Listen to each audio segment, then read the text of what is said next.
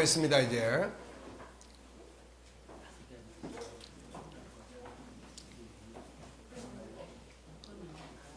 멘토의 자격이에요. 자, 멘토가 뭔지는 이제 아시겠죠?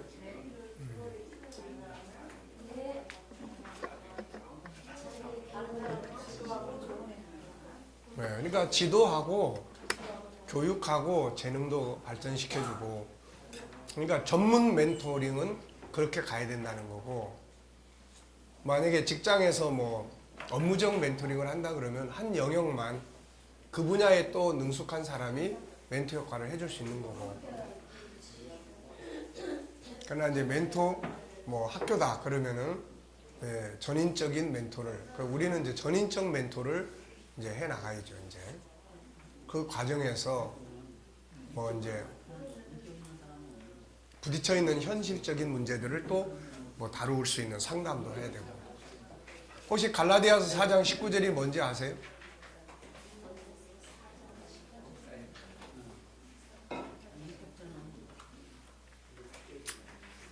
바울 사도가 갈라디아 교회인들에게 내가 다시 해산의 수고를 해야 한다 이런 말씀이에요. 자, 본장은 멘토의 자격에 대해 공부한다. 어떤 사람이 멘토가 될 수 있을까? 멘토 역할을 하는 사람이 어떤 사람인가는 멘토링을 받는 멘티의 인생에 막대한 영향을 미치게 된다. 어느 대학을 나왔는지, 공부를 얼마큼 했는지, 돈을 얼마나 많이 가지고 있는지가 중요한 게 아니라 올바른 사람으로 인도해 줄 수 있는 가치와 능력을 가진 사람이라야 한다. 본장에서는 좋은 멘토, 올바른 멘토란 어떤 사람인가를 정리해 보려 한다. 좋은 멘토가 되기 위해서 많은 요소들이 있어야 되지만 그 중에 중요한 것 12가지 살펴보면, 물론 완벽할 수는 없지만 최선을 다해 다음의 요소들을 가질 수 있도록 훈련해야 한다. 자, 뭐를 하든지 부모가 좋은 부모가 되려고 해도 그렇고, 우리 목회자들이 목회를 해도 그렇고, 사람을 상대하는 거기 때문에 제일 중요한 것은 항상 사람을 잘 알아야 돼요. 사람을. 예수님이 이 땅에 오셔서 사역을 하시면서 사람을 잘 아셨잖아요. 그래서 그분은 인간 관계, 인간의 달인이에요. 달인. 인간을 창조하셨기 때문에 인간에게 뭘 주면 인간이 제일 좋아하고 인간을 어떻게 다뤄야 하는지를 그분은 잘 알고 계세요. 그러니까 사람을 잘 아는 거예요. 그 다음에는 아까 말씀드린 것처럼 자기 내면이 어떻게 해야 돼요? 건강해야 돼요. 자기가 병들어 있으면은 안 된다고요. 우리 목회자들이 내면의 세계가 병들어 있으면은 그 병이 꼭 밖으로 노출이 돼요. 이게 나타난다고요. 그러니까 항상 자기 내면을 건강하게 만들고 관리하는 것이 아주 중요하죠. 그 다음에는 성숙한 인격자가 돼야 돼요. 성숙한 인격자. 아까 이야기 다 했죠. 하나씩 이제 읽어보겠습니다. 사람을 바로 아는 자. 훌륭한 멘토는 사람을 잘 알아야 한다. 뒤에서 다루겠지만 위대한 멘토의 모델은 예수님이다. 그분이 위대한 멘토가 될 수 있는 가장 중요한 이유는 바로 사람을 잘 알고 계시기 때문이다. 사람을 잘 알기 위해서는 창세기 1장 27절 28절에 하나님의 형상을 기본적으로 알아야 하며, 이것을 대적하고 해방하는 창세기 3장의 죄성의 인간을 잘 알아야 한다. 사람을 잘 모르고 사람을 이끌어갈 수 없고 사람답게 성장하도록 만들 수 없다.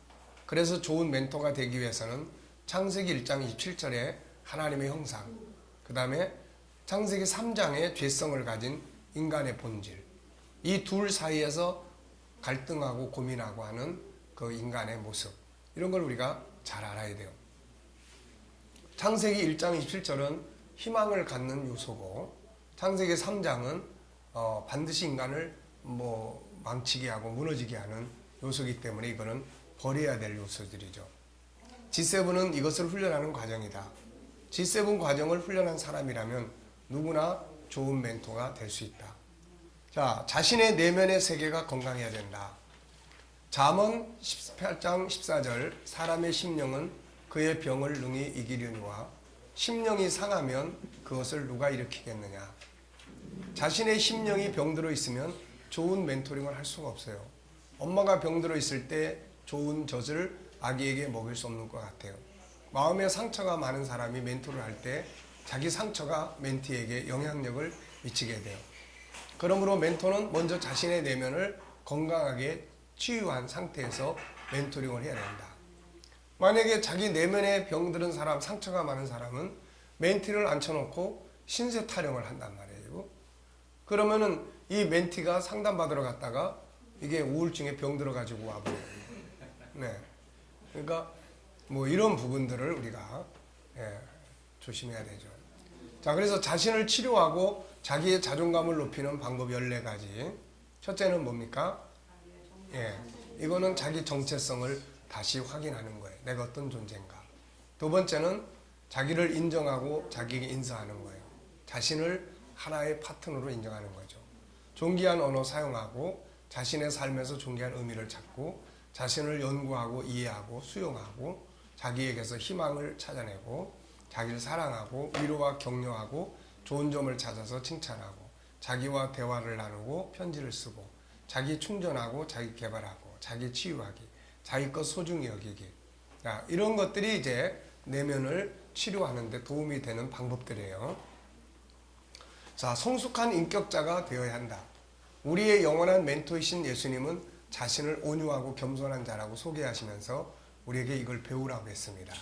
나는 마음이 온유하고 겸손하니 나의 멍에를 메고 내게 배우라. 그리하면 너희 마음이 쉼을 얻으리니. 바울 사도는 우리에게 그분의 마음을 품으라고 했죠. 그리고 은혜는 많으나 성숙한 인격을 갖지 못한 고린도 교인들을 책망을 했습니다. 자, 우리 다시 한번 읽어보겠습니다. 형제들아, 내가 신령한 자들을 대한 것 같이 너희에게 말할 수 없어서 육신에 속한 자 곧 그리스도 안에서 어린 아이들을 대한 것 같이 하노라. 내가 너희를 젖으로 먹이고 밥으로 아니하였노니 이는 너희가 감당하지 못하였음이거니와 지금도 못하리라. 너희는 아직도 육신에 속한 자로다. 너희 가운데 시기와 분쟁이 있으니 어찌 육신에 속하여 사람을 따라 행함이 아니리요. 그러면서 우리에게 그리스도의 분량에 이르도록 성숙하라고 당부하고 있죠. 자, 에베소 4장 13절로 15절. 우리가 다 하나님의 아들을 믿는 것과 아는 일에 하나가 되어 온전한 사람을 이루어 그리스도의 장성한 분량에 충만한 데까지 이르리니 오직 사랑 안에서 참된 것을 하여 범사에 그에게까지 자랄지라. 그는 머리니 곧 그리스도라. 하나님은 모세가 온유한 인격을 갖기까지 광야에 40년 동안 훈련을 시켰습니다. 그가 이스라엘의 지도자로 멘토로 세움을 받을 때는 하나님이 그를 온유하다고 인정하실 만큼 그가 성숙을 해준 거죠. 말과 행동이 다듬어진 사람이 되어야 한다. 윤리와 도덕적으로 성숙한 사람이어야 한다. 멘토가 사용하는 말 한마디와 행동이 멘티에게 엄청난 영향을 미치기 때문이다. 마치 병원에서 의사의 말 한마디가 환자에게 미치는 영향력과 같은 것이다. 그래서 우리가 재능만 발전시키는 게 아니에요. 우리가 사용하는 언어, 우리가 사용하는 그 말, 행동, 이런 것들이 다 멘티에게 영향력을 주는 거죠, 이게. 그래서 성숙한 인격. 자, 사람을 잘 알고, 내면이 건강하고, 그 다음에 사안에, 그 다음에 성다공. 그래서 성숙한 인격. 그 다음에 성다. 다양한 경험을 가진다. 멘토는 인생을 먼저 살아본 사람이 좋죠. 그 안에서 수많은 인생의 경험을 가질 수 있고 그 경험들은 멘티들에게 좋은 자원이 될 수 있습니다. 그래서 멘토들은 다양한 경험을 하기 위해서 노력할 뿐 아니라 다양한 경험자들에 대한 정보를 가질 수 있도록 독서를 해야 됩니다. 다른 사람의 경험을 내가 얻기 위해서는 그 사람을 멘토로 삼고 이야기를 듣든지 아니면 그 사람의 책을 갖다가 읽어보면 좋은 정보들을 가질 수가 있죠. 자, 다섯 번째는 이제 뭐예요? 사내 성다공. 그래서 공부하는 사람이어야 된다. 바울 사도는 배우고 확신한 일에 거하라고 당부한다. 그리고 제자 디모데에게 좋은 리더자가 되기 위해서 끊임없이 공부할 것을 당부하고 있죠. 디모데전서 4장 13절로 16절 시작. 내가 이럴 때까지 읽는 것과 가르치는 것을 인정하라. 이 모든 일을 진실하여 너희 성숙한 너희 사실과 가르치면서 이 일을 계속 네. 자, 네가 네 자신과 가르침을 살펴 이 일을 계속해라. 너의 성숙함을 모든 사람에게 나타내게 하라. 예, 멘토는 계속 공부를 해야 돼요. 그래야만 뭐 내가 어떤 업무에 대한 멘토링을 하기로 했다. 그러면 그 업무에 대해서 내가 공부를 해야 돼요. 공부를 해서 그래야 그 부분을 중심으로 다른 모든 부분을 이제 이끌어 줄 수가 있어요. 그래서 이런 부분을 우리가 계속 공부해야 됩니다. 이스라엘의 위대한 멘토인 모세는 애굽의 학문을 다 통달했고 포로로 잡혀갔지만 바벨론 제국과 메대 제국에서 뛰어난 지도자로서 왕의 멘토가 될 수 있었던 다니엘 역시 바벨론에서 선택된 사람들과 함께 바벨론의 지식을 다 공부를 했죠. 사도 바울 역시 당시의 모든 학문에 통달했습니다. 그러므로 멘토의 역할을 하는 사람은 끊임없이 공부하고 자기를 발전시키는 사람이라야 한다. 공부를 통해 시대의 흐름을 알고 필요한 자원을 제공할 수가 있기 때문에 그렇죠. 여섯 번째는 멘토로 훈련을 정확하게 제대로 받으면 최고 좋죠. 멘토링의 훈련을 전문으로 하는 기관에서 훈련을 받을 수도 있겠고 아니면 스스로 멘토가 되기 위해 필요한 것들을 찾아 공부할 수도 있다. 본 G7에서 훈련하는 내용들만 충분히 훈련해도 좋은 멘토가 될 수 있습니다. 자, 유일성에서 훈련하는 게 뭐예요? 존귀함의 본능, 다양성, 장점 전문화시키기, 주도적 삶의 훈련, 파트너십 훈련하기, 영성, 지적 감성 재능 개발하기, 인격성의 훈련, 생각의 기능 활용하기, 다양한 생각법, 창의력 활용하기, 생각의 내용, 생각의 도구 활용하기, 자유의 본성 이해하기, 억압에서 자유하기, 심리 치유, 상담하기, 소통의 영역, 대화법, 언어의 기술, 질문의 기술, 코칭법, 리더십, 거룩성의 영역, 영성, 하나님과 소통하기, 십자가 활용하기, 성품 훈련, 부정적 자아 변화시키기, 사랑성의 훈련, 채우는 사랑, 나누는 사랑, 영혼성의 훈련, 생명의 존중과 삶의 가치, 천국 공부와 응용하기, 천국의 문화 살기, 인생의 의미 찾기 등 이런 부분들만 충분히 익숙하게 훈련해도 훌륭한 멘토가 될 수가 있는 거죠, 이게. 네. 자, 중요한 건 이제 공부는 했는데 머릿속에 든 것이 없다. 그러면 이제 안 되죠. 네.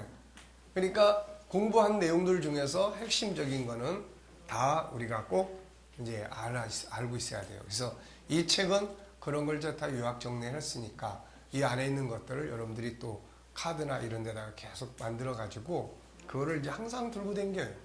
항상. 그 불교 다니는 사람들 보면은 항상 염주 들고 다니잖아요.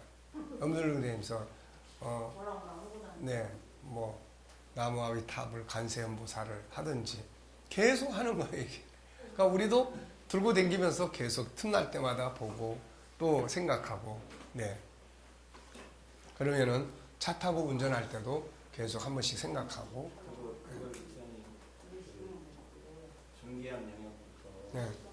외워야 될 것을 픽업해가지고 주시면 아, 이제 이 책 속에 다 있다니까 이제. 했어요. 예.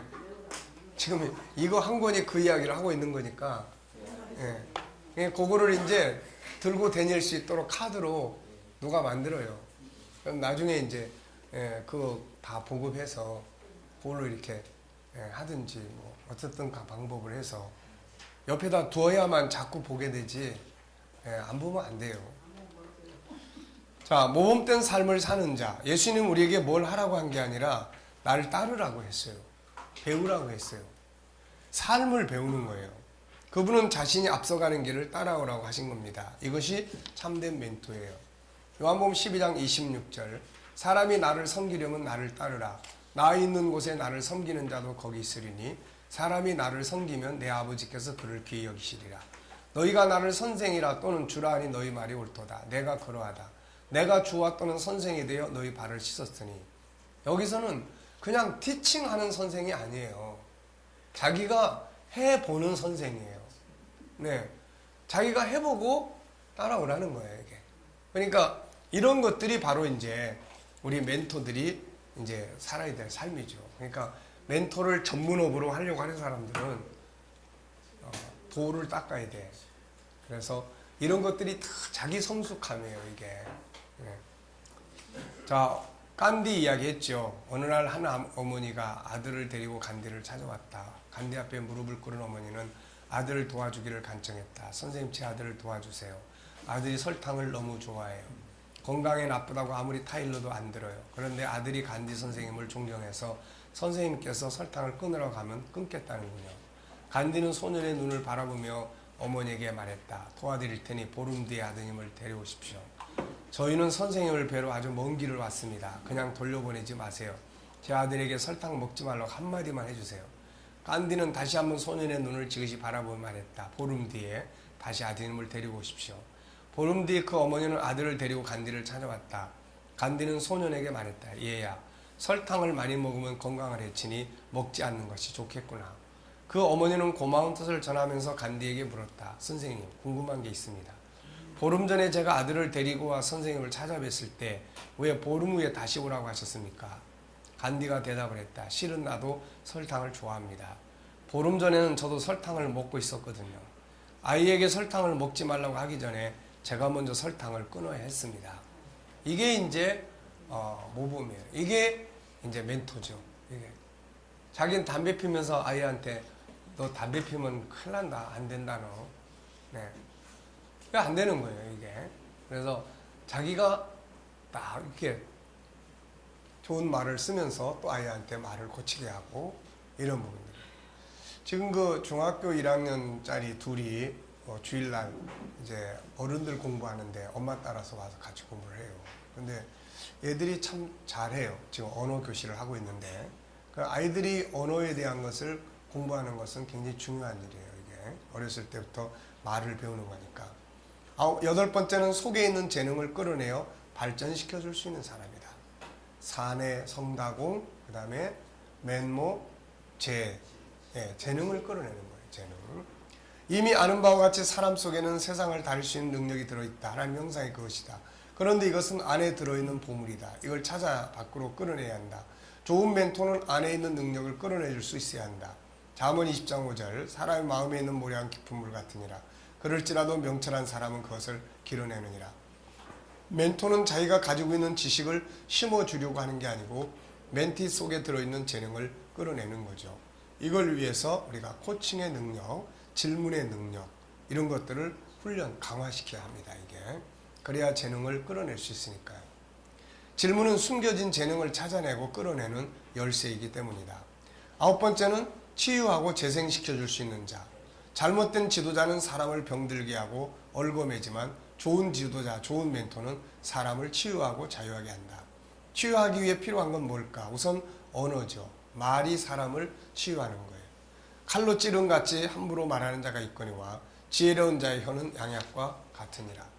단점보다는 좋은 점, 장점을 찾아 성장시켜주면 치유가 되죠. 잠언 27장 21절 도가니로 은을, 풀무로 금을, 칭찬으로 사람을 단련하느니라. 그러니까 좋은 점을 찾아주고 잘하는 점을 찾아내주면 사람이 성숙해지게 되고 발전하게 돼요. 사랑과 진실된 멘토링은 치유를 하게 되고 신뢰 있는 행동은 상대를 치유합니다. 존재의 수고, 좋은 점을 인정하면 치유가 이루어지고 갈등을 해소시켜주면 치유가 이루어져요. 필요한 것을 제공해주면 치유가 이루어집니다. 자, 10번째는 뭐예요? 이제 올부형. 올바른 가치관과 방향성을 가진 자. 멘토가 올바른 방향성을 갖고 있지 못하면 따르는 사람들은 모두 방황하게 되죠. 멘토의 모델이 되시는 예수님은 올바른 가치를 가지고 계셨고 올바른 방향성을 가지고 계셨죠. 그래서 그를 따르는 자들은 헛된 길로 가지 않고 올바른 인생, 성공적인 인생을 삽니다. 리더는 올바른 가치가 있어야 되고 윤리와 도덕성에서 성숙함을 가져야 하고 리더는 올바른 삶의 길을 알고 있어야 하고 리더는 올바른 비전을 가지고 있어야 합니다. 그래야 그를 따르는 자들을 바른 길로 인도해 줄 수가 있기 때문이에요. 자, 이 멘토를 하는 사람이 아무 인생의 목표가 없어요. 그러면 뭘 하겠습니까? 이거 못하는 거예요. 그래서 올바른 비전과 꿈과 비전을 목표를 가진 사람들. 그 다음에 부모의 마음을 가지고 해야 돼요. 부모의 마음. 부모만큼 자식을 사랑하고 아끼고 책임감을 갖고 이끌어갈 수 있는 사람은 없다. 그래서 좋은 멘토가 되기 위해서는 단순히 지식적인 마음이 아니라 부모의 마음을 가져야 한다. 바울 사도는 우리를 사랑하시는 하나님의 사랑을 다음과 같이 설명했다. 한번 쭉 읽어보실까요? 우리가 죄인 되는 때에 그리스도께서 우리를 위하여 죽으심으로 하나님께서 우리를 위하여 사랑하셨느니라. 네, 그리고 이 사랑 안에서 우리가 어떤 일에서도 이길 수 있다고 한다. 시작.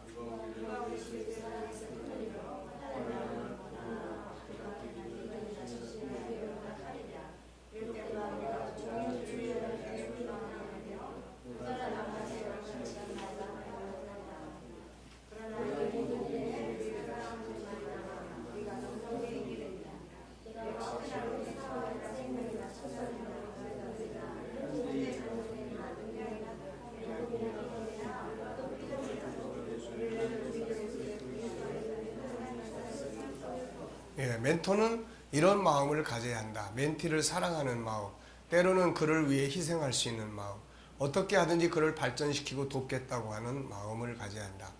바울 사도는 자기도 성도들을 아름다운 목표에 도달하도록 하기 위해 부모의 마음을 가지고 수고하고 있다고 증거하고 있다. 한번 읽어보실까요?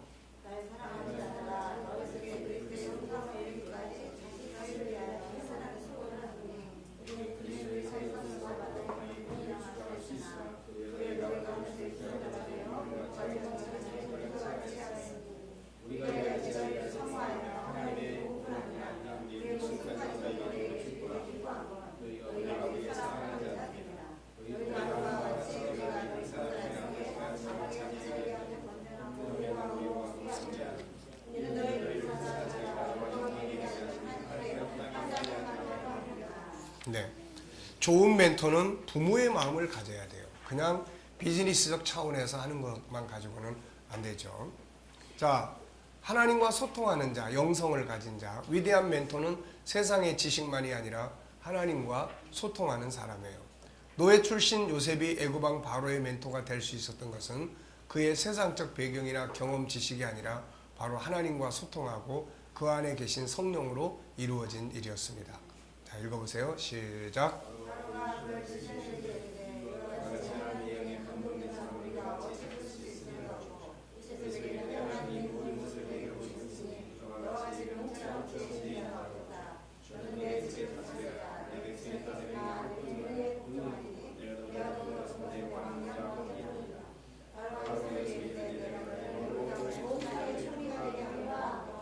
네. 자, 그리고 전쟁 포로로 잡혀갔던 다니엘이 거대한 제국 바벨론과 메대 제국에서 당시에 뛰어난 멘토들을 제치고 느부갓네살, 벨사살, 다리오 왕의 멘토가 될 수 있었던 것도 다름아진 하나님의 영의 인도를 받고 있었기 때문이다. 자, 시작. 박수장 벨사살아, 내 안에는 거룩한 신들의 영이 있은즉 어떤 은밀한 것이라도 내게는 어려울 것이 없는 줄 내가 아노니 내 꿈에 본 환상의 해석을 내게 말하라. 내 느부갓네살 왕이 꿈을 꿨나니 너 벨드사살아 그 해석을 밝히 말하라. 내 나라 모든 지혜자가 능히 내게 해석하지 못하게 하였으나 오직 너는 능히 하리니 이는 거룩한 신들의 영이 내 안에 있습니다. 네, 그러니까 하나님과 영적 소통을 갖는 사람이 진짜 좋은 멘토가 될 수가 있는 거죠. 그렇다고 또 계속 그냥 맨날 만나면 기도 많이 해야 된다, 기도해라. 이것만 해가지고는 또 안 되는 거예요, 이게. 그래서 멘토는 다양한 것들을 성장시켜 가질 수 있도록 그렇게 하는 것이 필요합니다. 이게 자칫 잘못하면은 우리 상담하러 온 사람 중에 한 사람이 그 청소년 시절에 친구 따라서 전도관을 다니게 됐어요. 그래서 이 양반은 그 시기를 뭐라고 이야기를 하냐면은 자기가 잃어버린 시간이다, 이렇게 이야기를 해요. 그러니까 만약에 자기 인생에서 종교라고 하는 것을 통해서 뭔가를 발전시키고 성장하는 시간이 돼야 되는데 그냥 오로지 종교적인 거에만 몰두해가지고 가게 됐을 때는 그게 자칫 잘못하면 자기 인생에서 잃어버린 시간이 될 수가 있어요, 이게.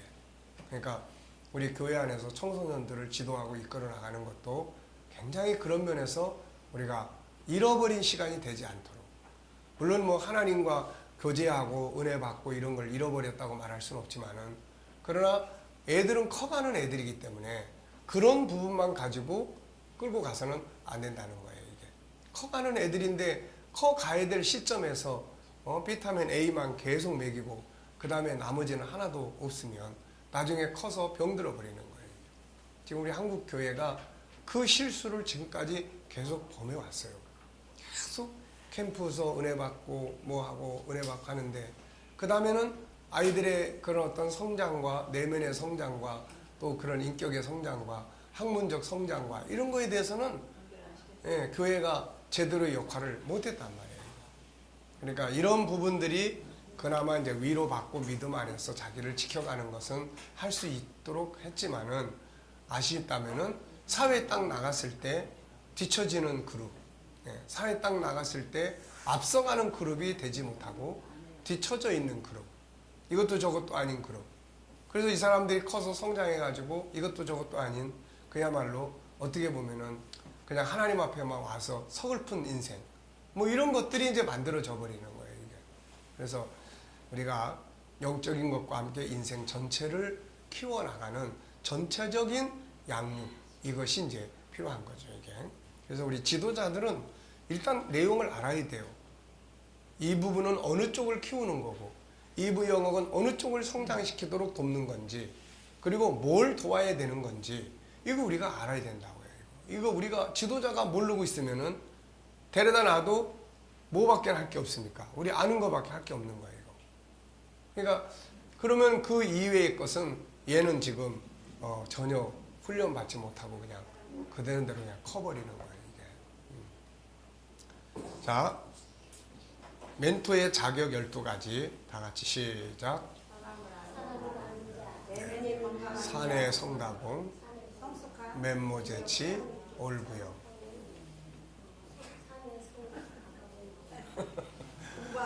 아까 뭐였지를 찾아.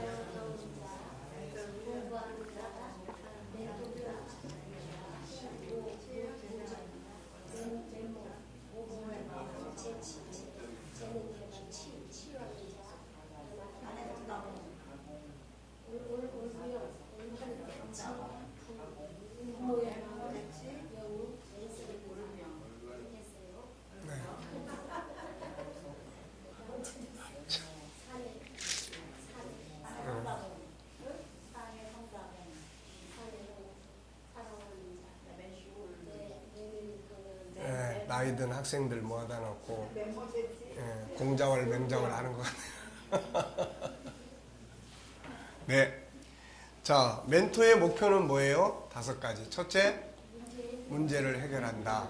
둘째, 변화와 발전을 만든다. 셋째, 새 시대의 리더십을 만든다. 넷째, 공익적인 사람을 만든다.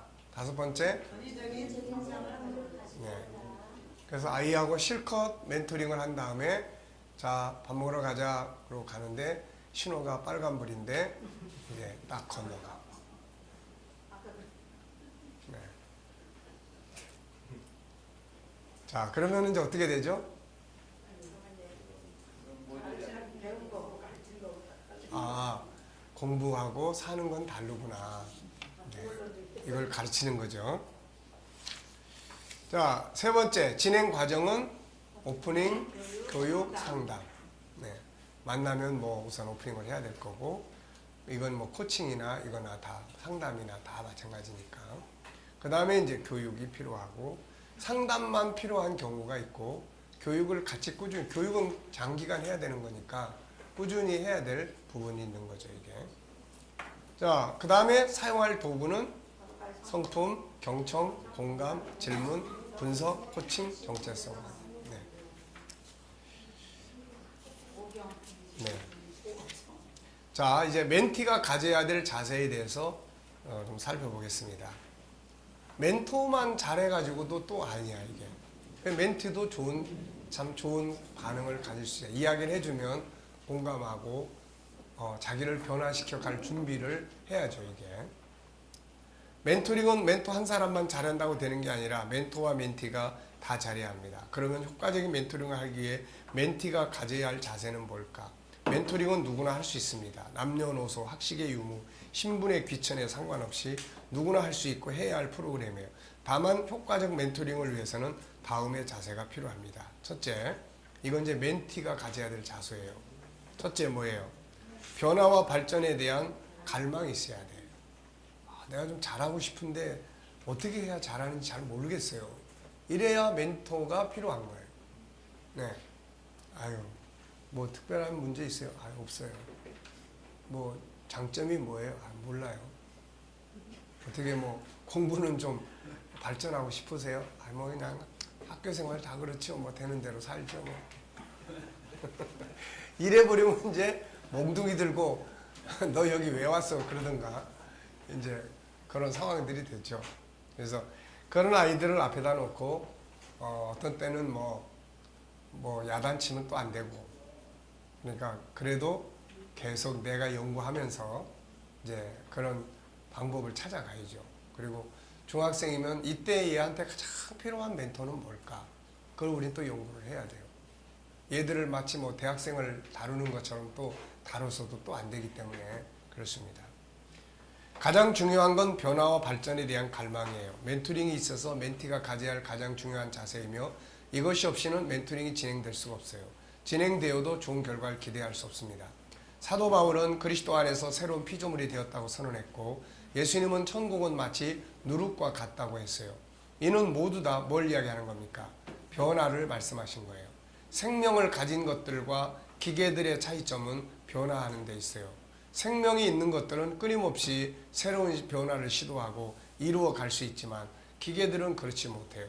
그 중에서도 사람은 변화를 위해 존재하는 자들이에요. 자기 안에 있는 본능의 세계인 이상과 꿈을 이루기 위해 끊임없이 변화를 시도하고 이루어 가고 있죠. 동물들은 변화를 이끌어가지 못하고 변화 앞에서 도태되고 있지만, 사람은 환경의 변화를 시도하면서 새로운 환경을 만들어 갑니다. 이것이 인류의 문명이에요. 이 노력은 인간의 꿈이 실현된 하나님의 나라가 임하기까지 계속될 것이다. 재능은 모두 드러난 것이 아니라 숨겨진 보물 강산과 같다. 그러기에 끊임없이 발전할 수 있고 개발될 수 있다. 다만 변화의 욕구를 가지고 변화를 추구하는 자들에 의해서 개발된다. 사람은 꿈을 갖는 존재다. 그리고 그 꿈을 이루기 위해서는 필수적으로 변화가 필요하다. 그리고 변화하고자 할 때 그 안에 있는 능력, 재능들이 개발이 된다. 그러므로 우리는 아름다운 꿈을 꾸고 나아가서는 그것을 이루기 위한 변화를 시도를 해야 합니다. 예수님은 세상에 오셔서 많은 말씀을 주셨어요. 그런데 그분의 가르침은 다 뭐예요? 새로운 변화를 이야기하는 거예요. 산상수훈에 마태복음 5장 39절, 나는 너희에게 이르노니 악한 자를 대적하지 말라. 누구든지 내 오른밤을 치거든 왼밤도 돌려대며 너를 고발하여 속옷을 가지고자 하는 자에게 겉옷까지 주며 누구든지 너를 억지로 우리를 가게 하고자 하는 그 사람과 심리를 동행하고 내게 구하는 자에게 주며 내게 꾸고자 하는 자에게 거절하지 말라. 내 이웃을 사랑하고 내 원수를 미워하라 했다는 걸 너희가 들었으나 나는 너희에게 이르노니 너희 원수를 사랑하며 너희를 박해하는 자를 위하여 기도하라. 자, 이게 뭘 이야기하는 겁니까? 지금 변화예요, 변화. 옛사람에게 말한 바 뭐뭐뭐 한다는 것을 너희가 들었으나 난 너희에게 이르노니. 주님의 말씀은 모두 새로운 변화를 촉구하는 말씀들이에요. 기존의 고정관념을 가지고는 절대로 실천할 수가 없어요. 그런데 고정관념을 버리고 이 말씀을 실천하기 위해 변화를 추구한다면 어떤 결과들이 나타날까? 그분의 개혁의 말씀들을 실행하는 현장에서는 항상 기적의 역사가 일어났죠. 새로운 변화 속에서 기적이 일어납니다. 오병이의 기적, 물이 변해서 포도주가 된 기적, 밤새도록 물고기 한 마리 잡지 못했던 바다에서 2배나 가득 잡은 기적, 병든 자들이 치료받고 자유하는 기적, 바다 위를 걸었던 베드로의 기적, 이 기적들을 깊이 연구해보라. 이것들은 모두 고정관념을 뛰어넘는 변화를 추구하는 과정에서 일어난 일들이다. 그러므로 기적을 창조하고 싶다면 뭐예요? 변화를 갈망하라. 예수님의 리더십 가운데 이런 리더십 있잖아요. 변화, 네. 변화와 발전을 추구하는, 네.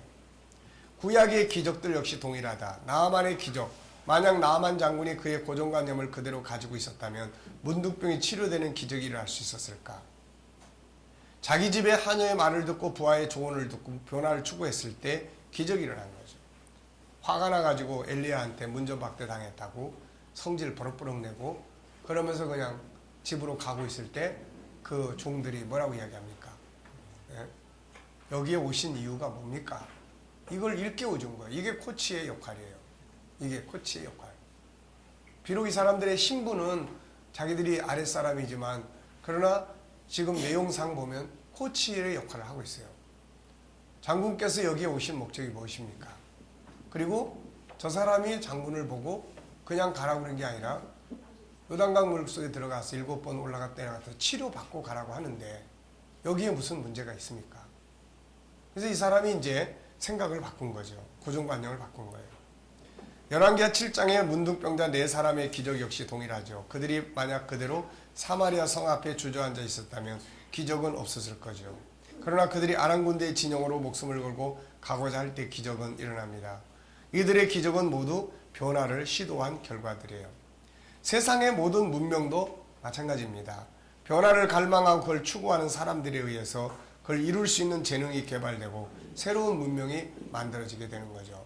그래서 실패든 성공이든 상관없이 끊임없는 변화를 갈망하고 추구해야 합니다. 그런 면에서 바울의 권고는 중요하죠. 빌립보서 3장 13절 14절 시작.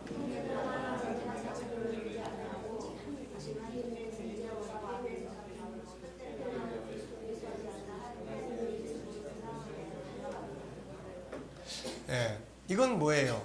변화예요, 변화. 계속 성경 전체는 기독교는 알고 보면은 변화를 요구합니다, 변화. 예.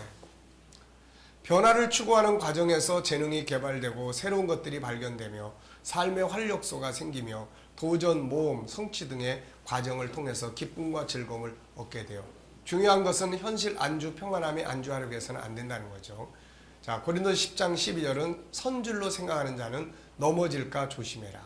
고린도서 8장 2절에는 만일 누구든지 무엇을 아는 줄로 생각하면 아직도 마땅히 알지 못하는 것이요 라고 이야기했죠. 자, 이 말씀들은 모두 뭘 의미합니까? 그 자리에, 편안한 자리에 안주하지 말라는 말씀이에요. 이스라엘 백성들의 실패는 어디서 온 것인가? 바로 평안함 속에 안주하는 데서 온 거죠. 그들은 애굽의 종된 삶에 계속 안주하려고 했어요. 그들은 애굽의 노예 생활이 더 익숙했습니다. 가나안 땅에 들어가려고 하지 않아요.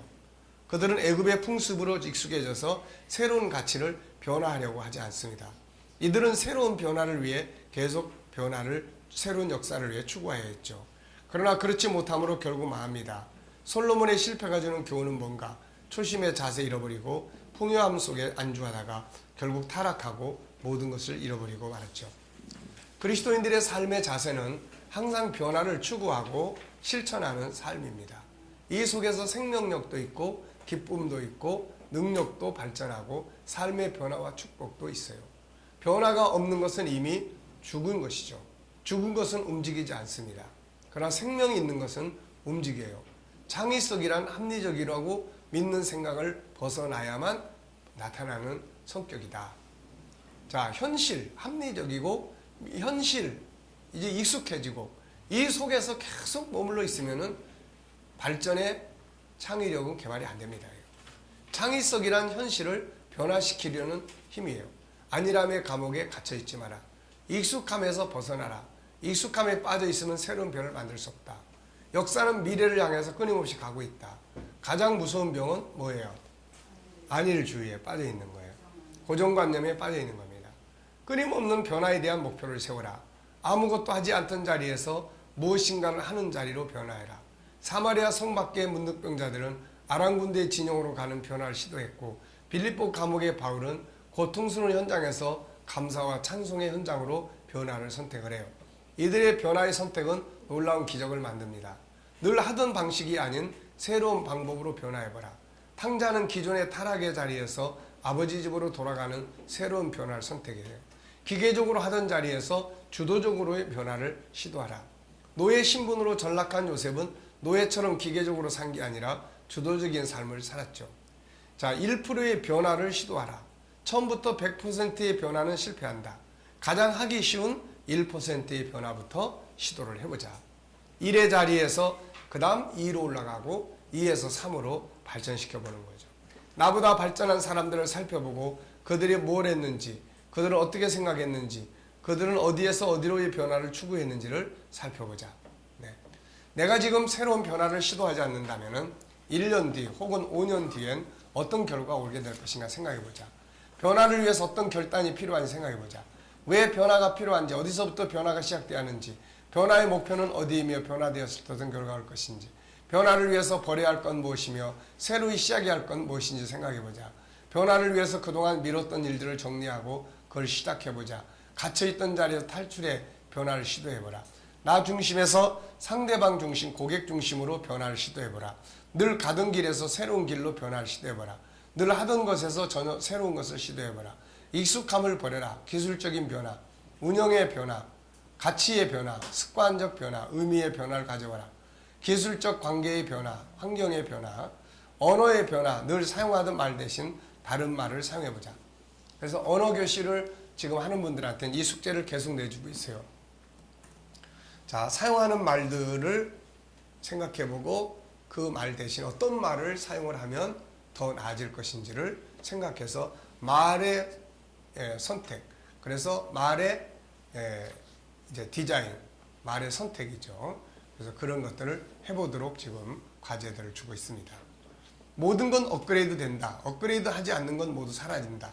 왜 변화를 시도하지 않고 기존 그대로 살 것만 생각하고 있는가? 왜 자기가 하던 것들만이 옳다고 생각하는가? 우리가 물리쳐야 할 가장 무서운 적은 적당주의, 안을주의 문화입니다. 수많은 사람들은 이 같은 함정에 빠져서 최선의 길, 마지막 꼬리 지점까지 기회를 잃어버리고 이렇게 말한다. 이 정도 했으면 됐지 뭐. 나는 여기까지가 한계인가 봐. 나는 이 정도만 해도 좋게 되니다. 이런 것들이 당신의 능력과 재능을 더 발전할 수 없도록 만들고 있는 적이라고 하는 생각을 사실 생각해 본 일이 있는가? 뭐 내 나이에 무슨 뭘 해? 뭐 한다고 그거 가지고 뭐 취업을 하겠어? 뭘 하겠어? 그러니까 이런 개념들이 되면 더 이상 발전은 없어요. 이게 취업보다도 내 자신을 개발해내는 거예요. 이게 끊임없이 그 즐거움 속에서 개발을 해서 살아가다 보면 그것이 나중에 다른 사람들에게 좋은 모델이 될 수도 있고 하는 거죠. 자, 당신은 더 발전할 수 있다. 바울은 이렇게 외친다. 자, 다시 한번 시작.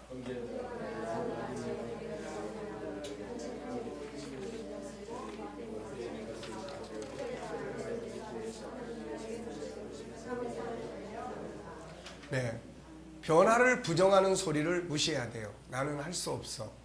너는 안 돼. 이만하면 됐지. 그래도 안정이 최고야. 적당히 살아. 누가 알아줘? 해도 안 되는데 뭘. 괜히 쓸데없이 변하다 뭐다 하면서 사람 좀 괴롭히지 마. 네. 이런 말들을 종종 듣는 말들이에요. 이거. 재능은 근데 변화의 갈망 속에서 개발되고 발전해요. 그냥 그대로 살고 싶어도 돼요. 뭐 굳이 뭐 개발해라 뭐라 그냥 뭐 알아서 공부 안 해도 엄마 아빠가 물려준 재산만 가지고 다 먹고 사는데 뭐. 네. 나이 생각해주면 안 되겠네. 예? 나이 생각해주면 잘 나이 좀 생각하고 이제 적당히 목사님 몸좀 피우게 해놔주세요. 예. 자, 성경은 변화를 추구하라고 말씀하고 있다. 성경 전체는 우리의 변화를 촉구한다. 은혜를 왜 받습니까? 변화되려고 하는 거예요. 은혜는 변화되려고 받는 거예요. 네. 그러니까 변화에 대한 갈망을 우리 항상 갖고 살아야 돼요. 그 다음에 두 번째는 하고자 하는 의지와 열정이 필요합니다. 기적을 일으키는 건 자신의 의지예요. 하고자 하는 의지, 가고자 하는 의지, 변화시키고자 하는 의지가 있어야 합니다. 그것 때문에 잠 못 자고 그것 때문에 울고 어떤 상황에서도 이루고자 하는 강한 의지가 있어야 해요. 의지란 어떤 일을 만났을 때, 어떤 환경을 만났을 때 어떻게 하는가는 자신의 선택이요, 결정이요, 하고자 하는 마음이다. 어차피 우리는 세상을 살아가면서 다양한 상황들을 만난다. 바다를 항해하는 배라면 당연히 풍랑, 암초, 때로는 망망대해를 항해해야 하는 위험을 감수해야 한다. 그런데 이런 다양한 환경을 만나는 사람들 속에는 다양한 특성들이 나타난다. 어떤 사람은 원망, 불평, 절망, 좌절을 치고 어떤 사람은 무기력에 빠지고 어떤 사람은 자포자기에 빠져 될 대로 되라는 식으로 살고 어떤 사람은 두려움 속에 빠지기도 하고 다른 사람을 탓하고 싸우느라 귀중한 시간을 모두 허비해버린다. 그러나 어떤 사람은 그 속에 다시 일어나기 위한 희망을 갖고 결정하고 움직인다. 그리고 그 과정을 견뎌낸다. 마침내 그야말로 인생의 전화위복을 만들어낸다. 이것을 그 사람의 강한 의지라고 말한다. 자, 성경은 이 의지를 다른 말로 어떻게 표현했습니까? 시편 107편 9절. 그가 사모하는 영혼에게 만족을 주시며 줄인 영혼에게 좋은 것으로 채워주신다. 여기서는 뭐라고 이야기했어요? 사모하는 영혼, 강한 의지를 사모하는 영혼, 줄인 영혼 이렇게 말해요. 마태복음 5장 6절. 의에 줄이고 목마른 자 복이 있는데 그들이 배부를 것이다. 네. 자, 이런 것들이 바로 뭐예요? 우리 멘티들이 가져야 될 중요한 의지입니다. 의지. 네. 자, 마태복음 7장 7절 구하라 주실 것이요 찾으라 그리하면 찾아낼 것이요 문을 두드리라 그리하면 열리게 할 것이니 구하는 이마다 받을 것이요 찾는 이는 찾아낼 것이요 안 찾는 이는 못 찾아내고 두드리는 이에게는 안 두드리면 안 열리는 거예요. 그래서 계속 두들기고 사는 거죠. 이 모든 말들 속에 나타나고 있는 공통된 점은 뭐예요? 간절함, 절대적 의지예요. 세계 최고의 존스 홉킨스 병원 수석 전공의 이승복, 그는 병원의 수표면 닥터를 통한다. 휠체어를 타고 병동을 누비는 그의 모습은 환자들에게는 주치의요, 고통을 이겨낸 사람들에게는 새로운 도전과 희망의 증거가 된다. 8살 때 미국으로 건너갔다. 낯선 이민생활로 하루하루가 힘들었던 겨우 그때 그는 체조를 배우면서 기쁨을 되찾았고 발군의 실력을 보며 고등학교 3학년이 되었을 때는 전미 올림픽 최고 상비군으로 인정을 받았죠. 스탠퍼드 대학교, 미시간 대학교 등 많은 대학의 스카우트 제안을 받은 등 그의 미래는 창창했습니다. 그러나 1983년 7월 공중회전을 하다 목을 늘린 상태로 턱을 땅에 박았다. 그는 사지마비라는 청천벽력 같은 선고를 받았다. 그는 다시 체조를 할 수 없다는 사실에 분노했다. 미래가 산산조각나는 현실을 받아들일 수 없었지만 그는 재활 훈련을 통해 가능한 근육들을 거의 쓸 수 있게 된다. 어느 날 그는 조무사가 건네준 의학책을 읽고 의학을 공부하고 싶은 강한 충동을 느꼈고 어느 누구도 그의 의지를 꺾을 수 없었다. 콜롬비아 대학교 공정보건학 석사, 명문 다트머스 의대를 거쳐 하버드 대학교 의대 인턴 과정을 수석으로 졸업한 그는 마침내 세계 최고의 병원인 존스 홉킨스 병원의 재활의학 수석 전문의가 된다. 온통 굳은 살이 박혀 뻣뻣해진 그의 손을 보고 사람들은 전동 휠체어를 쓰는 게 어떠냐고 권유하자 그는 말짱한 팔을 놔두고 전동 휠체어에 편하게 앉아 버튼을 조작하며 살 생각은 없다고 했다. 수동 휠체어는 모든 것을 절대로 게을러지지 않겠다는 자신과의 약속이다. 동시에 휠체어를 타고 경쾌하게 일하는 그의 모습을 환자들에게 보여주기 위한 것이기도 하다. 비록 손은 다 부르터서 너무 아프지만 덕분에 그는 존스 홉킨스 재활병동에서 누구보다 빨리 움직이는 의사가 되었다. 그의 움직임을 따라잡으려면 다른 의료진들은 조깅하다시피 뛰어야 한다. 그는 거칠어진 자신의 손을 자랑스럽게 여긴다. 그만큼 한순간도 삶을 헛되이 보낸 적이 없다는 성실한 증거이기 때문이다. 그는 기부스와 부목에 고정되어 전혀 움직일 수 없던 때부터 오늘의 자신 있기까지 지난 35년을 뒤돌아보며 이렇게 말했다. 모든 것은 스스로 어떤 삶을 선택하느냐에 달려있다. 그냥 병실에서 누워가지고 신세타령이나 하고 절망에 빠지고 나중에 나와서도 자기가 그렇게 됐다는 사실 앞에 절망하고 술이나 마시고 이러고 살았다면은 이건 망하는 거죠. 근데 이 사람은 의학책을 보자, 나 이거 한번 해보고 싶다. 몸으로 하는 게 아니고 이거는 머리로 공부하고 손으로 하는 거니까 해봐야 되겠다는 의지. 그래서 결국 새로운 인생을 만든 거죠. 그래서 모든 것은 스스로 어떤 삶을 선택을 자기가 하는 거예요. 우리는 선택을 통해 많은 걸 바꿀 수 있다. 선택이 상황까지 바꿔주지 않지만 선택을 통해 삶을 대하는 자세를 바꾸면 그것으로 모든 것이 바뀐다. 기적은 당신 안에 있다. 의지가 기적을 만든다. 문제가 부딪혀 있는가? 해결에 대한 의지를 가져야죠. 변화와 발전이 행복과 성공에 대한 갈망이 있는가? 그렇다면 하고자 하는 의지가 필요해요. 이루고자 하는 의지를 가져봐라. 변화와 발전은 이루고자 하는 간절한 열망과 의지의 결과물임을 기억을 하자. 세 번째는 행동이에요. 행동. 변화의 열망과 하고자 하는 의지가 준비되었다면 이제 행동을 시작해보라. 그 행동의 첫 번째가 바로 멘토를 찾고 멘토링을 시작하는 일이죠. 성경의 모든 인물들이 새로운 변화와 발전을 이룰 수 있었던 것 첫 번째 과정은 그들이 모두 위대한 멘토 되시는 예수 그리스도 하나님 아버지를 만나는 데서 출발한 거죠. 아담이 눈을 뜨고 제일 먼저 만난 분은 그를 지으신 하나님이었죠. 노아가 방주를 만들고 구원을 이룬 것은 하나님을 만나면서부터였어요. 아브라함이 새로운 인생을 시작한 것도 하나님을 만나면서부터입니다. 모세 역시 나이 들어 모든 꿈을 버리고 살 때 새로운 인생을 만든 것은 신의 산에서 하나님을 만나면서부터예요. 신약도 마찬가지다. 제자들 그리고 기적을 만든 사람들 그리고 바울 등 모든 사람들의 새로운 인생의 시작은 위대한 멘토 예수님을 만나면서부터였다. 그러므로 인생의 변화와 발전의 역사를 새로 만드는 새로운 역사를 만드는 것은 먼저 멘토링으로부터 출발해야 한다. 혼자서 하다가는 자기만의 고정관념 속에서 꿈틀거리다가 결국 포기하고 말기 때문이다.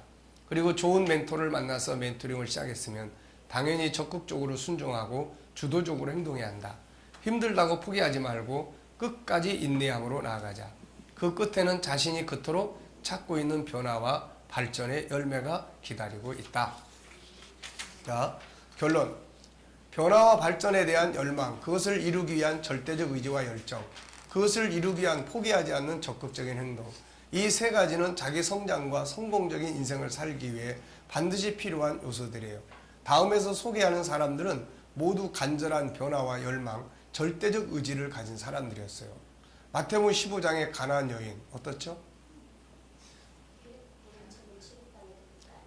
예수님이 손든 사람이에요. 사람. 네. 예수님이 딱 손들었어요. 네 믿음이 크다. 마태복음 8장의 백부장, 마가복음 2장의 중풍병자 데리고 온 사람. 이 사람은 어떤 사람이에요? 지붕 뚫은 사람이에요. 지금 내가 여기서 열심히 막 강의를 하는데 사람이 너무 많아. 왜 못 들어와? 그랬더니 이분이 드릴을 가지고 지붕에 올라가서 뚫는 거야, 이거. 그러면 한 사람들은 뭐야, 어떤 놈이야? 그러고 막 난리 났겠지만 저는 나중에 그 사정을 탁 들어보고서는 제일 좋은 자리 이리 와서 들으시오. 네.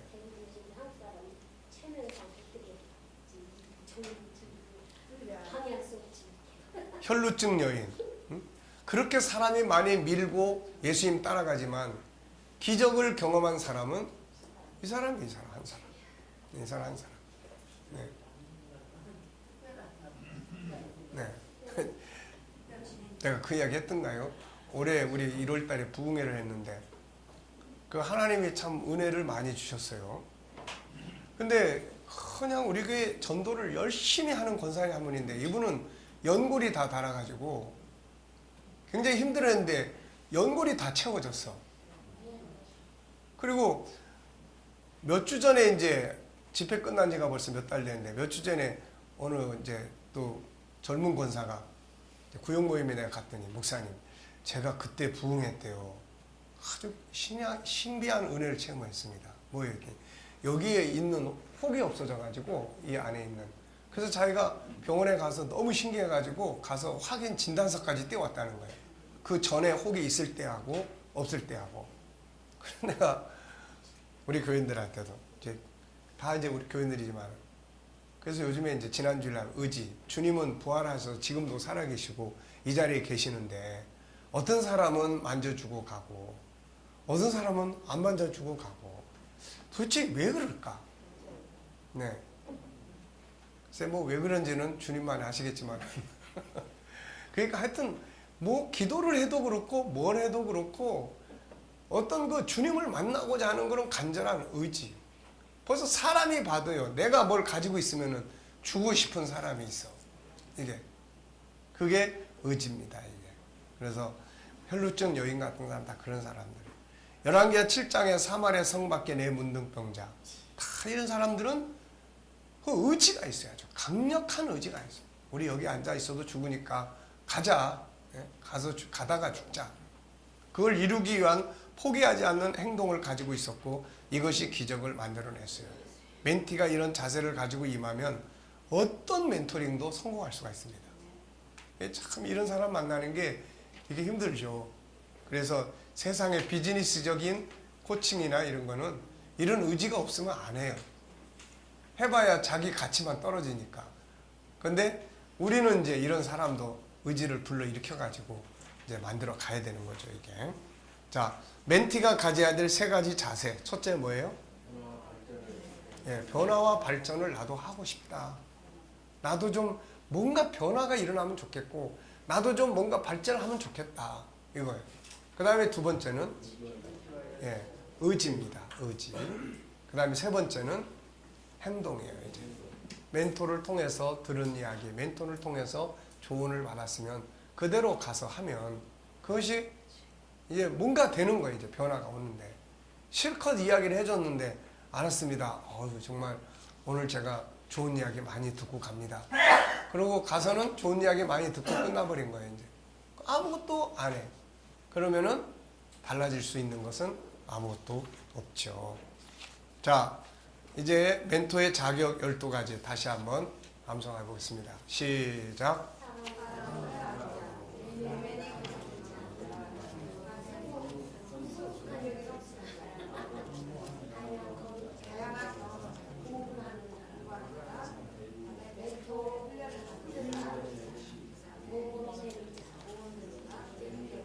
네.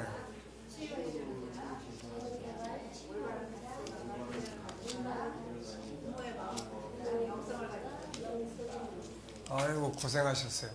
네. 산의 성다공, 맨모 제치, 올부영. 네. 산의 성다공, 맨모 제치, 올부영이라. 네. 자, 10분간 휴식하겠습니다.